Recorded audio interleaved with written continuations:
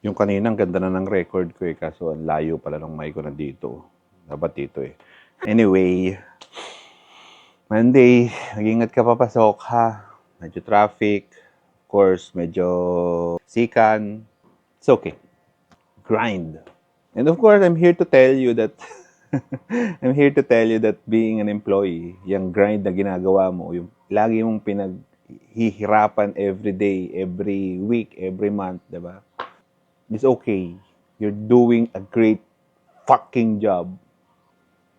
Masyado lang talagang nadidemonize yung ginagawa mo dito sa social media. Being an employee is okay.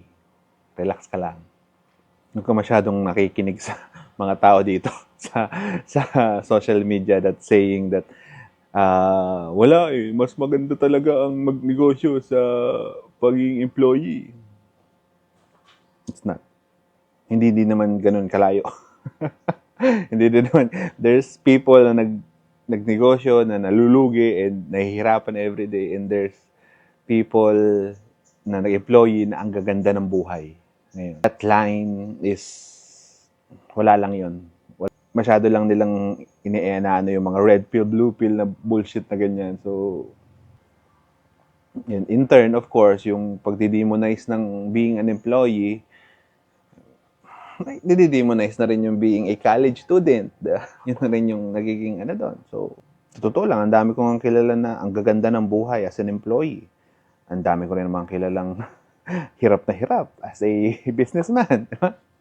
Sa sipag mo yun eh, nasa purpose mo yun, di ba? If you're going into a business to leave your job kasi na na dadamihan ka na sa trabaho or na-stress ka, ang purpose mo going into business is mas konti ang gagawin, which is hindi ganun yun. kung ang purpose mo of going into business is mas maging tamad, alam mo yun, maging curtain code free daw. You're doing it for the wrong reason. So, for those employees na na subscribers ko or followers ko, you're doing a great job. Kung masaya ka naman sa ginagawa mo, there's nothing wrong with that, and don't let anyone tell you otherwise. Okay? Ang bottom line yan is we earn and we live. And if marangal naman yung the way you earn, okay yan. Okay yan. Nakaka-contribute ka sa pag-unlad ng Pilipinas.